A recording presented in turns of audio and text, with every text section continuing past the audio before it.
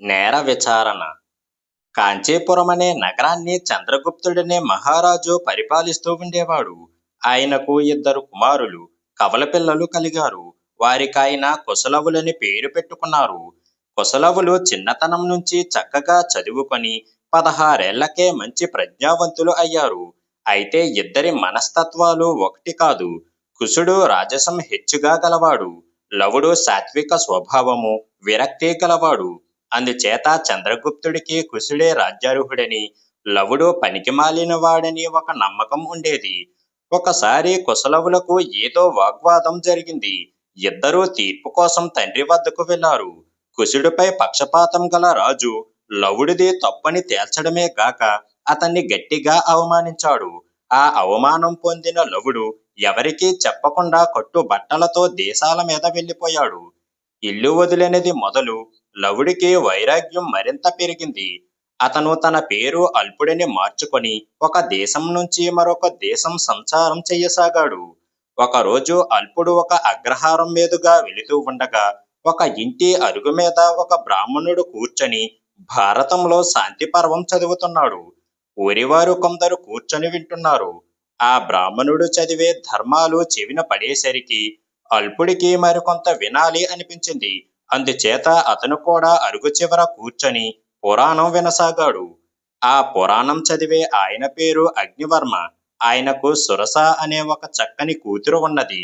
ఆమెకు అగ్నివర్మ వివాహం చేద్దాం అనుకుంటున్నాడు.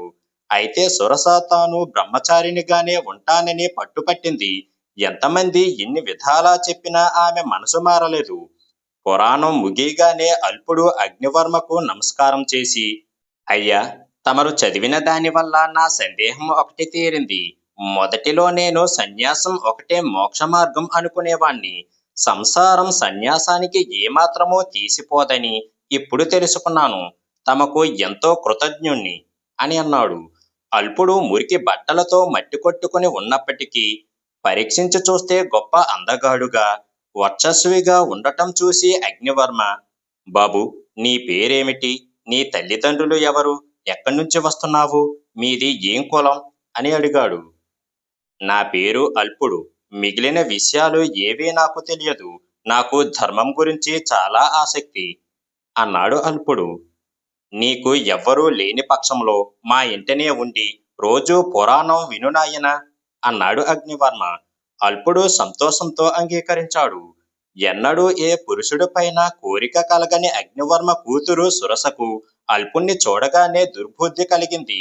ఒకనాడు అతను ఊరి బయటకి బయలుదేరుతూ ఉండటం చూసి నీళ్లు తెచ్చే వంక పెట్టి ఆమె కూడా బిందె తీసుకొని అతని వెనకే ఊరి బావికి బయలుదేరి వెళ్ళింది. మిట్ట మధ్యాహ్నం వేళ ఊరి బయట ఎవరూ లేకపోవటం గమనించిన సురస అల్పుడికి తన కోరిక తెలిపింది. నువ్వు గురుపుత్రికవు, నాకు చెల్లెలు లాంటి దానివి. నువ్వు నన్ను కోరుకోవటం మహాపాతకం అన్నాడు అల్పుడు. సురస ఎన్నో విధాలా చెప్పి చూసింది కాని లాభం లేకపోయింది. ఆమె తన గాజులు పగలగొట్టుకొని చేతులంతా బరుక్కొని జుట్టు విరబోసుకొని గొల్లున ఏడుస్తూ ఇంటికి తిరిగి వెళ్ళి తండ్రితో అల్పుడు తనను బలాత్కరించబోయాడని చెప్పింది. పురుషద్వేషిని అయిన తన కూతురు అబద్ధం చెప్పి ఉండదని, ఇలాంటి దురుద్దేశంతోనే అల్పుడు తన ఇంట చేరి ఉంటాడని నమ్మి అగ్నివర్మ అల్పుడు మీద గ్రామాధికారి వద్ద ఫిర్యాదు చేశాడు. గ్రామాధికారి అగ్నివర్మను, సురసను, అల్పుణ్ణి పిలిపించి వారిని ప్రశ్నించాడు. సురస చెప్పినది, తండ్రి చెప్పినది ఒకటిగానే ఉన్నది. అల్పుడు తనకై తాను ఏమీ చెప్పలేదు. నువ్వు దోషివేనా అని అడిగితే అవునన్నాడు. నిన్ను దండించవచ్చునా అంటే దండించవచ్చు అన్నాడు. అలాంటి పని ఎందుకు చేశావు అని అడిగితే, బాబు, కామం అన్ని మహాపాతకాలకు దారి తీస్తుంది అని అన్నాడు. చట్ట ప్రకారం అల్పుడికి విధించవలసిన శిక్ష కాళ్ళు చేతులు ఖండించటం.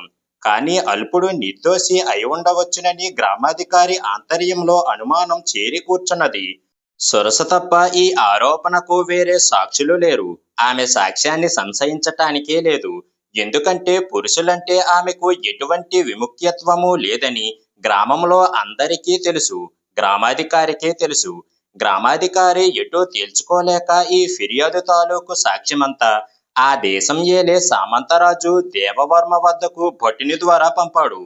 ఈ ఫిర్యాదుకు సంబంధించిన సాక్ష్యమంతా మొదట తిరగవేసినప్పుడు దేవవర్మకు గ్రామాధికారి మీద కోపం వచ్చింది. అల్పుడు నేరం ఒప్పుకున్నాడు. సురస పవిత్రత గురించి ఎటువంటి శంక లేదు. అలాంటప్పుడు గ్రామాధికారి అల్పుడికి ఎందుకు శిక్ష విధించకూడదు? దేవవర్మకు యమున అనే కుమార్తె ఉన్నది. ఆమె చాలా వివేకవతి.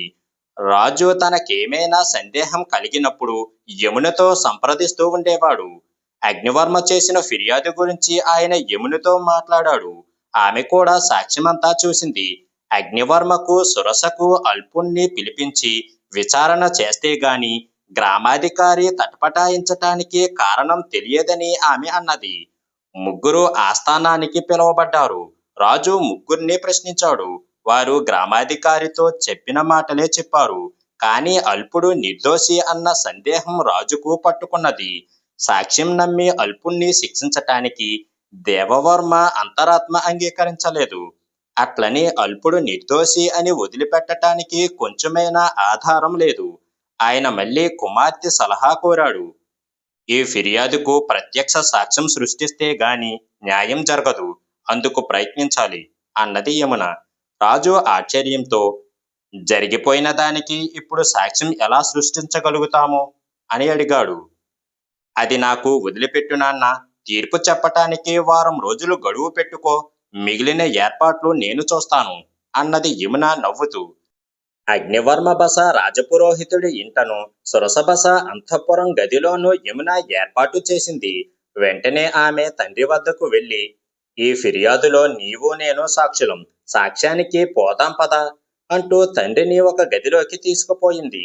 రాజు ఆ గది తలుపు సందులో నుంచి చూస్తే అవతలి గదిలో విచారంగా కూర్చుని ఉన్న అల్పుడు కనిపించాడు. ఈ లోపల సురస తన బస అంతా పరీక్షించింది. ఆ గది చాలా అందంగా అలంకరించబడి ఉన్నది. ఎక్కడ చూసినా అద్దాలు, దీపాలు, అంశతూలిక తల్పాలు, అగురు ధూపాలు ఉన్నాయి. కానీ ఎంతసేపు చూసినా ఎవరూ రారు. సురసకు ఏమీ తోచక గది అంతా పచారు చేస్తూ ఒక వాకిలి వద్దకు వచ్చి తలుపు తోసింది. తలుపు గడియ వేసి ఉండనందున అది తెరుచుకున్నది. గది అవతలిలో ఏమున్నదో చూద్దామని సురస లోపలికి అడుగు పెట్టేసరికి ఒక కుర్చీలో తల ఉంచుకొని కూర్చొని ఉన్న అల్పుడు కనిపించాడు. సురస వెంటనే అటూ ఇటూ చూసి ఎవరూ లేరని రూఢి చేసుకొని అల్పుడు దగ్గరికి పరిగెత్తుకు వచ్చింది. అల్పుడు తల ఎత్తి ఆమెను చూసి మళ్ళీ తలదించేశాడు. ఈసారి శిక్ష తప్పదు. నేనంటే నీకు ఎందుకింత విముఖత్వం? ఇంత అందగాడివి ఎందుకు వృధాగా కాళ్ళు చేతులు తెగగొట్టించుకుంటున్నావు? గ్రామాధికారి దగ్గర తప్పు చేసినట్టు ఒప్పుకున్నావే, అంటే నా మీద నీకు ప్రేమ ఉన్నదన్నమాటేగా. నా ప్రేమ ఆమోదించు. వెంటనే నేను చేసిన ఫిర్యాదు ఉపసంహరించుకుంటాను అన్నది సురస అల్పుడితో.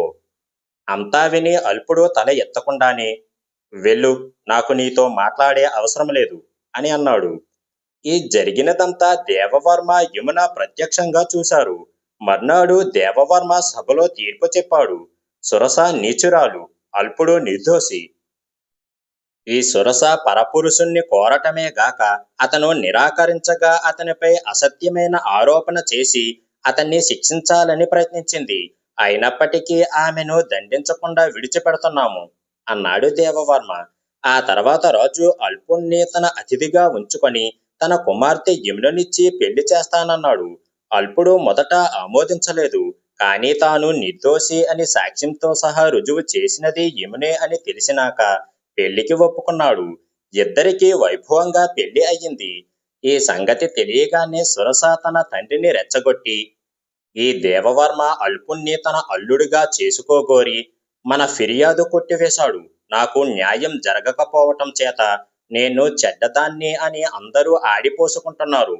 అందుచేత ఈ సామంతు మీద మనం చంద్రగుప్త మహారాజుకు ఫిర్యాదు చేద్దాము అని అన్నది. తన కుమార్తె పరమ పవిత్రురాలని అగ్నివర్మ నమ్మకం. ఆయన మహారాజు వద్ద ఫిర్యాదు చేశాడు. చంద్రగుప్త మహారాజు దేవవర్మను అల్పుణ్ణి తన ఆస్థానానికి పిలిపించాడు.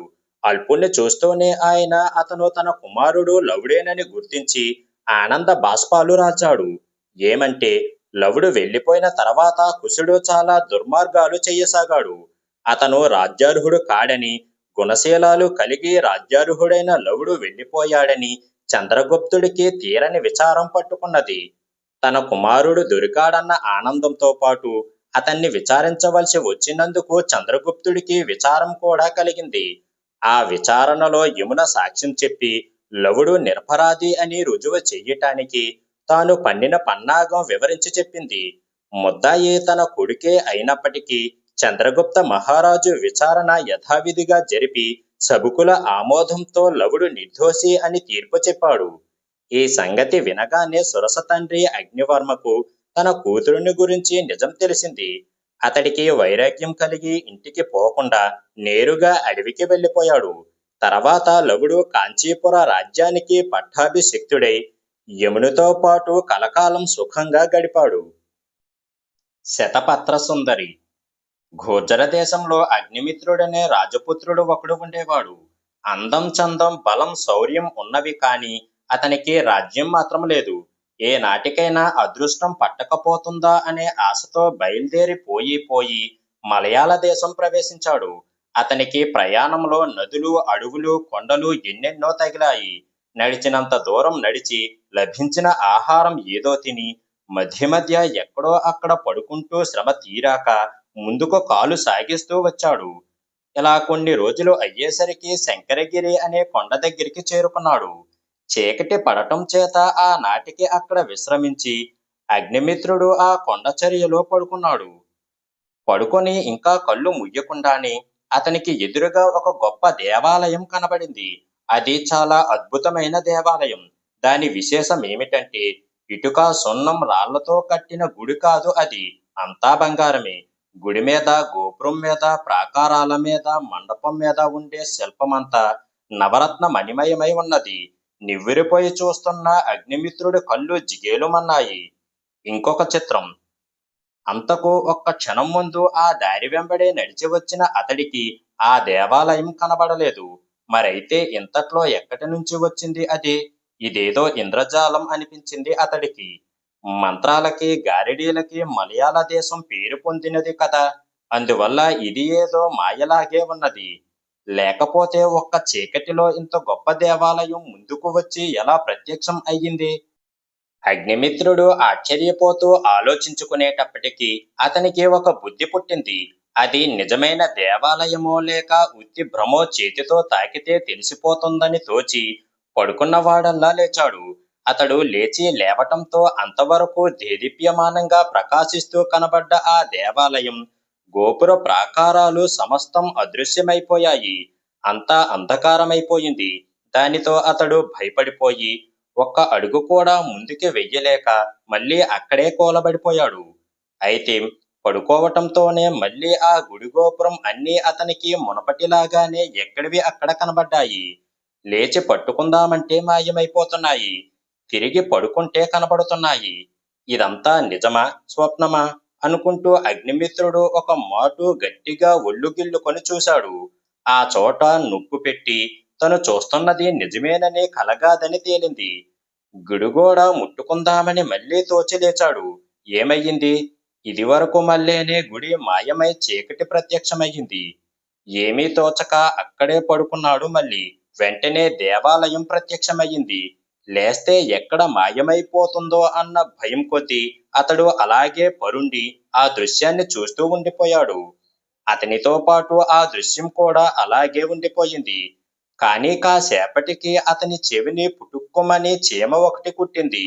తటాలున లేచాడు. గుడి అదృశ్యమయ్యింది. అయితే అయ్యింది. ఆ కుట్టినది చీమ మరొకట అంటూ కూర్చొని అతడు అక్కడ చేత్తో వెతకటం మొదలుపెట్టాడు. అతని చేతికి ఏదో మూలిక లాంటిది చిక్కింది. ఆ క్షణమే గుడి ప్రత్యక్షమయ్యింది. కూర్చున్న గుడి కనబడుతుందే ఈసారి అంటూ ఆ మూలిక చేతిలో ఉంచుకొని లేచాడు. గుడి కనబడుతూనే ఉన్నది. ముందుకు నడిచాడు. గుడి కనబడుతూనే ఉన్నది. వెళ్ళి తాకాడు. నిజంగా ఆ గుడి గోడలు బంగారపు గోడలే. ఆ శిల్పంలో అతికినవన్నీ కెంపులు, పచ్చలు, మరకతాలు, మాణిక్యాలే. అంతసేపు పడుకున్నప్పుడు కనబడి లేస్తే మాయమైపోతూ ఉండటానికి కారణం ఆ మూలికే అని అగ్నిమిత్రుడు రూఢి అయ్యింది. అతడు పడుకొని ఉన్నప్పుడు తన తలకు ఆ మూలిక తగిలి ఆ దృశ్యం కనబడటం, లేచినప్పుడు మూలిక సంపర్కం లేక ఆ దృశ్యం అదృశ్యం కావటం జరిగిందని, ఇప్పుడు ఆ మూలిక చేతిలోనే ఉండటం వల్ల ఆ గుడి కనబడటమే కాకుండా దాని గోడల్ని తాకగలుగుతున్నానని గ్రహించాడు. అంతవరకు వచ్చాక ఆ దేవాలయంలో ప్రవేశించి అక్కడ ఏమేమి చిత్రాలు ఉన్నాయో చూడాలని ఎవరికి అనిపించదు. అగ్నిమిత్రుడు మూలికతో సహా లోపలికి చొరబడ్డాడు. గర్భాలయానికి ముందున్న మండపంలో నుంచి వెళుతూ ఉంటే రెండు పక్కల అటొకైదు ఇటొకైదు 10 బంగారపు గోలేలు కనిపించాయి. ఆ గోలేలు చాలా ఎత్తుగా ఉండి అగ్నిమిత్రుడు బొటనవేళ్ల మీద నిలబడి తొంగి చూస్తే గాని లోపల ఏమున్నది కనబడింది కాదు. మొదటి గోళంలో బాతుగుడ్లంతేసి ఎర్రటి కెంపులు ఉన్నాయి. ఇంకొక దాంట్లో పచ్చలు ఉన్నాయి.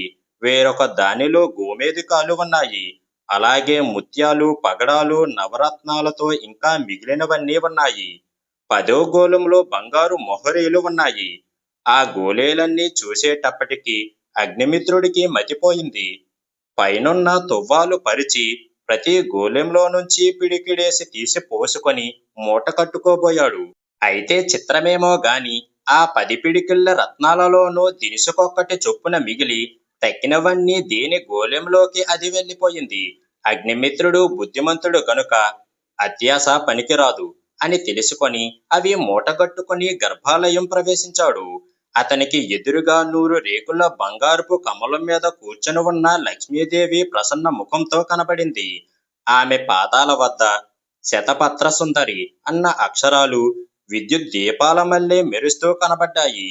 ఆ సుందర మూర్తికి అగ్నిమిత్రుడు చేతులు జోడించి భక్తి పారవస్యంతో శతపత్ర సుందరి అని నమస్కారం చేశాడు. ఆ పారవస్యంలో అతని చేతిలో ఉన్న మూలిక క్రింద పడిపోయింది. ఇంకేముంది, కళ్ళు తెరిచి చూసేటప్పటికి శతపత్ర సుందరి కాని, గోలేలు కాని, దేవాలయం గాని లేవు. అతడు మూలిక కోసం అక్కడంతా తడిమాడు. లాభం లేకపోయింది. భుజం మీద మట్టుకు మూటలు, రత్నాలు అలాగే ఉండిపోయాయి. ప్రాప్తమెంతో అంతే అనుకుంటూ అగ్నిమిత్రుడు ఆ కొండ దిగి వెళ్ళాడు. ఆ కొండకి అవతల ఒక మహాపట్టణం కనబడింది. అందులో ప్రవేశించినప్పటికీ అగ్నిమిత్రుడికి ఏదో చాటింపు వినబడింది. సరిగ్గా బోధపడక అతడు, ఏమిటయ్యా ఆ చాటింపు అని ఆ దారిన పోతున్న ఎవరినో అడిగాడు. అప్పుడు వాడు, మామూలు చాటింపేనయ్యా అని అన్నాడు. నేను కొత్తవాణ్ణి, మీకు మామూలే అయినా ఆ చాటింపు ఏదో నాకు కొత్తే కదా అన్నాడు అగ్నిమిత్రుడు. అప్పుడు వాడు, అటైతే విను, మా రాజుగారికి ఒక కూతురు ఉన్నది. ఆవిడకి పిచ్చి. పెళ్లి చేసుకోమంటే శతపత్ర సుందరి ఆలయంలో ఉన్న రత్నాలు తెచ్చిన వాణ్ణి కాని మరొకరిని పెళ్లి చేసుకోను అంటుంది. చిన్నప్పటి నుంచి ఎవడో యోగి వచ్చి అలా రత్నాలు తెచ్చిన వాణ్ణే కాని పెళ్లి చేసుకోవద్దని చెప్పాడట. ఎక్కడుంది ఆ గుడి అంటే నాకు మాత్రం తెలుసా అని అంటుంది. అలాంటి గుడి ఈ లోకంలో ఉంటే కదా తెలియటానికి, ఆ రత్నాలు తేవటానికి. కూతురుకు తగిన తండ్రే మా రాజుగారు. ఆ రత్నాలు తెచ్చిన వాడికే తన కూతుర్నిచ్చి పెళ్లి చేస్తానని, రాజ్యం ఇస్తానని రోజూ చాటింపు వేయిస్తాడు. తెలిసిందా అని ఒక వెకిలి నవ్వు నవ్వి తన దారిన తాను వెళ్ళిపోయాడు. అగ్నిమిత్రుడు వెంటనే రాజుగారి దగ్గరకు వెళ్ళి, నేను శతపత్ర సుందరి ఆలయంలో నుంచి రత్నాలు తెచ్చాను అన్నాడు. అక్కడ ఉన్న వాళ్ళంతా మరో పిచ్చివాడి వచ్చాడు అని అనుకున్నారు. కానీ అగ్నిమిత్రుడు మూట విప్పి రత్నాలు చూపించేటప్పటికీ వాళ్ళ నోళ్లు కట్టుబడ్డాయి. వాళ్ళంతా పిచ్చిది అనుకున్న రాజుగారి కూతురు ఈ సంగతి విని ఎవరూ పిలవకుండానే పరిగెత్తుకు వచ్చి జిగేల్ జిగేల్మనే ఆ రాళ్ల ముందు ముసిముసి నవ్వులతో మెరిసిపోతున్న అగ్నిమిత్రుణ్ణి చూసి అతని మెడలో పూలదండ వేసేసింది. అక్కడి వాళ్ళంతా అతని చుట్టూ మూగి, ఆ శతపత్ర సుందరి గుడి ఎక్కడ ఉన్నదో చెప్పరు అంటూ కాళ్ళ వెళ్ళ పడ్డారు. అగ్నిమిత్రుడు దాపరికం లేకుండా ఆ మూలిక మహిమ చెప్పి అది దొరికిన వాళ్ళకి గాని ఆ గుడి కనబడదనే రహస్యం వెల్లడించాడు. మూలిక సంగతి విన్నవాళ్ళు శంకరగిరికి పోయి వెతకటం మొదలుపెట్టారు. ఇప్పటికే అలా వెతుకుతూనే ఉన్నారు.